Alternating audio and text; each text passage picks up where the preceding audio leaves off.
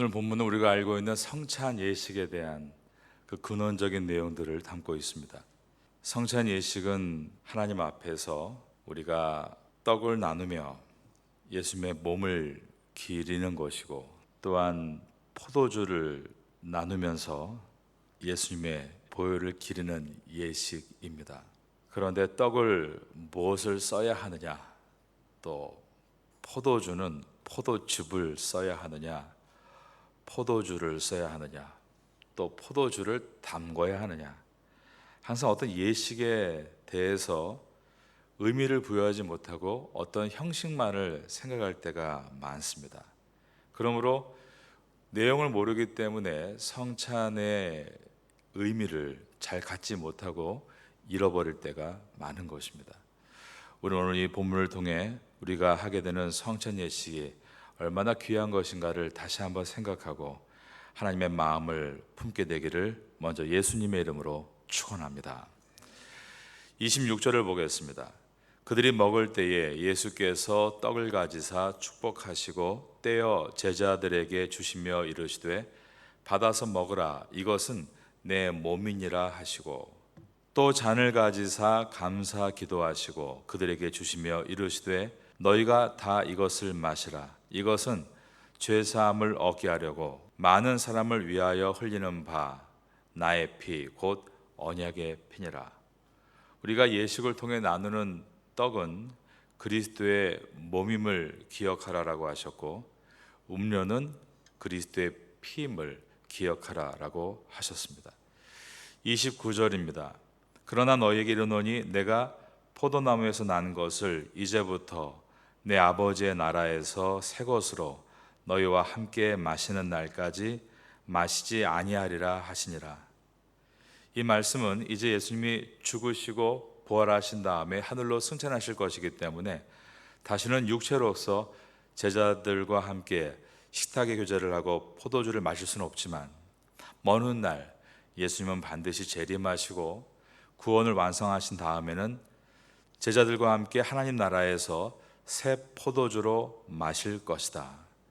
즉 새로운 육체를 입고 다시 식탁의 교제를 하게 될 것이다. 이것을 내 아버지의 나라에서 새 것으로 너희와 함께 마시는 날까지 마시지 아니하리라, 이 부정어로 말씀하신 것입니다. 지금 마시지 않겠다는 이 부정어는 미래에 반드시 함께 마실 것임을 강조하고 있는 것입니다. 30절입니다. 이에 그들이 찬미하고 감람산으로 나아가니라. 그런데 이때 예수님은 바로 오늘 밤에 제자들이 모두 자기를 버리고 흩어질 것이다 라고 말씀하셨습니다. 31절입니다. 그때 예수께서 제자들에게 이르시되 오늘 밤에 너희가 다 나를 버리리라. 기록된 바 내가 목자를 치리니 양의 떼가 흩어지리라 하였느니라. 하지만 예수님은 죽음으로 끝나시는 것이 아니라 부활하셔서 제자들보다 먼저 갈릴리로 가시겠다라고 하셨습니다. 그러나 내가 살아난 후에 너희보다 먼저 갈릴리로 가리라. 이때였습니다. 베드로가 모두가 주를 버릴지라도 저는 결코 주님을 버리지 않겠다고 장담을 한 것입니다. 자, 우리 한번 33절을 다 같이 읽어볼까요? 베드로가 대답하여 이르되 모두 주를 버릴지라도 나는 결코 버리지 않겠나이다. 그러나 이 베드로의 결코 버리지 않겠다는 장담은 철저하게 버리는 것으로 나타나게 됩니다. 예수님은 장담하고 있는 베드로에게 중요한 예언을 하셨습니다. 예수께서 이르시되 내가 진실로 내게 이르노니 오늘 밤 닭 울기 전에 내가 3번 나를 부인하리라. 이것은 베드로를 위한 예언이죠. 훗날에도 항상 자기를 돌아볼 수 있도록 메모리얼, 기억되도록 주신 말씀입니다. 그리고 이 말씀은 또한 모든 제자들에게 주고 계신 말씀이었습니다. 모두가 나는 아니지요 라고 했지만 그 다음날 모두 다 예수님을 부인하고 버리고 도망쳤기 때문입니다. 골고다 언덕의 십자가 위에 예수님과 내가 함께 못 박히겠다 한 사람은 한 사람도 없었습니다. 35절입니다. 베드로가 이르되 내가 주와 함께 죽을지언정 주를 부인하지 않겠나이다 하고 모든 제자도 그와 같이 말하니라. 여러분, 여기서 우리가 성찬 예식의 중요한 의미를 발견하게 됩니다. 그것은 나는 당신을 결코 버리지 않습니다 자만하는 것이 아닙니다. 나는 당신을 계속 버렸습니다라고 나의 연약함을 인정하는 것입니다. 바울은 그래서 신앙이 깊어질수록 이런 고백을 했습니다. 나는 죄인 중에 괴수다. 이것은 진정한 신앙이 있을 때 어쩔 수 없이 터져 나오는 고백입니다. 우리가 깨끗한 마음의 그릇을 준비합니다. 그 그릇에 하나님의 말씀이 온전하게 임하면 그때 터져 나오는 것은 내가 이 말씀을 지켰다가 아닙니다. 나는 이 말씀을 지킬 수 없는 연약한 존재입니다. 우리가 이 땅에서 예수님의 십자가를 생각할 때 나오는 고백은 나는 예수님을 절대 버리지 않는다가 아니라 나는 늘 버려왔지만 그분이 나를 버리지 않았다.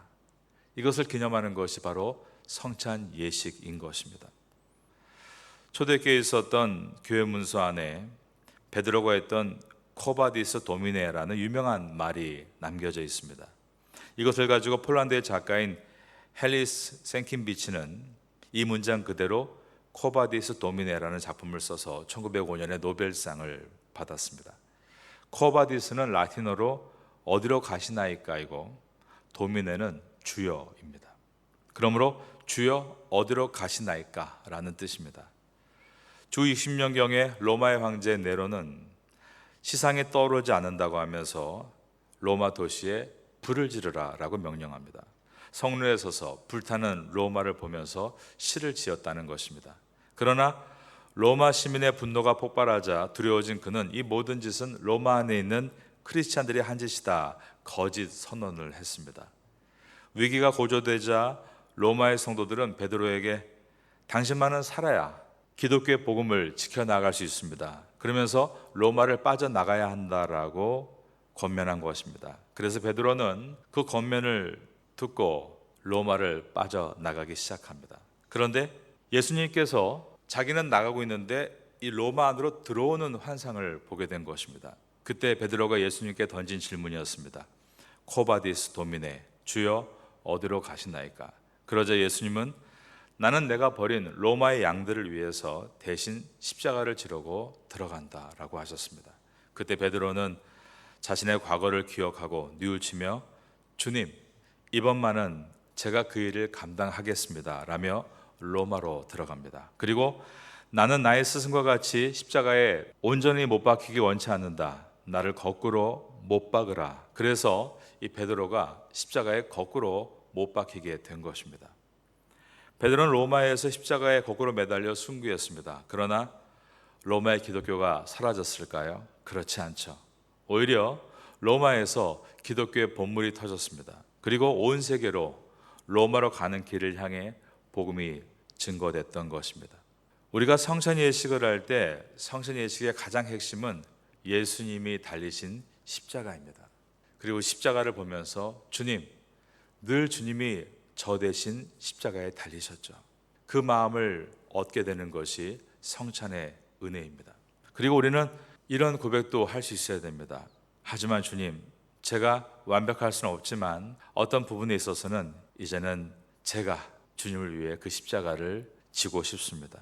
그렇게 나의 약함을 그대로 인정하면서 또한 내 약함 속에서 그 은혜 안에서 결단하는 것, 이것이 성찬 예식의 온전한 은혜인 것입니다. 십자가는 두 가지를 보여줍니다. 그것은 십자가가 말을 하고 있는 것이고 또 십자가가 우리에게 뭔가를 보여주고 있는 것이 있습니다. 베드로는 예수님의 십자가의 사랑을, 예수님의 말씀을 기억하며 바라보았고 그 다음에는 그 예수님의 십자가를 지고 직접 말하는 십자가로 살았습니다. 십자가에 달려 죽으심으로 우리에게 보여주는 십자가를 증거하신 예수님과 같이 베드로도 스스로 이젠 십자가를 지겠다는 결단을 통해 이 십자가가 입으로만 전해지지 않고 보여주는 것으로 증거한 것입니다. 여러분이 져야 될 십자가는 무엇입니까?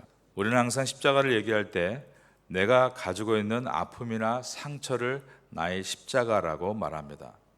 내 가족이 십자가라고 말하는 사람도 있고 나의 사업이 십자가라고 말하는 사람이 있습니다. 그러나 십자가는 그렇게 나와 관계된, 나에 연결된 것이 십자가가 아니라 십자가는 전적으로 나와 관계되지 않은 타인을 위해 지는 것입니다. 예수님은 죄가 없으셨습니다. 그러나 그 예수님의 십자가는 온전히 예수님과 관계가 없는 나의 죄를 위해 지신 것은 바로 이것 십자가다라고 우리에게 말씀하고 있는 것입니다.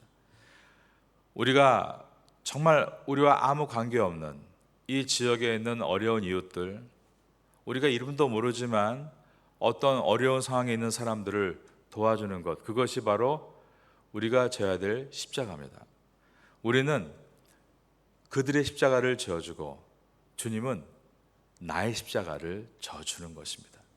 그 십자가의 정심이 살아있을 때만 이 땅은 소망이 있고 그 은혜가 태고 땅을 덮어갈 수 있는 것입니다.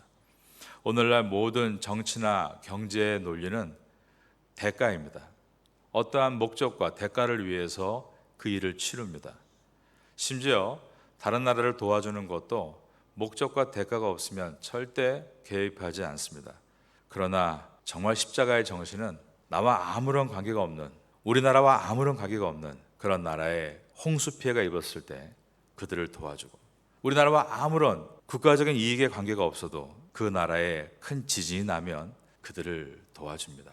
여러분, 우리나라 안에서 기독교가 힘이 없다, 또 기독교가 많이 변질됐다라고 하지만 우리나라에서 어려운 나라의 물자들을 가장 많이 지금도 후원하고 있는 기관들은 다 교회들입니다. 뉴스에 내보내지 않고 드러내지 않아서 모를 뿐이지 늘 교회들이 그 일을 하고 있습니다. 파타야 교민사회에서 교회가 그 일을 해야 합니다. 우리 교회도 그 일들을 하고 있습니다. 그러나 우리는 항상 오른손이 하는 것을 왼손이 모르게 하라, 그런 마음의 정신을 가지고 꼭 뉴스에 나오고 언론을 타야 되고 그런 게 아니기 때문에 조용한 것이지, 우리는 꾸준히 지속적으로, 그리고 아무도 하지 않을 때도 그 일을 해야 하는 것은 그것이 바로 십자가 정신이기 때문입니다. 여러분, 마태복음을 지나면서 성찬의 핵심은 예수님의 십자가고, 그 십자가의 정신이 회복될 때 이 땅의 회복됨을 기억하고 우리 모두가 이 십자가의 정신을 회복할 수 있는 성찬 예식이 될 수 있기를 예수님의 이름으로 축원합니다.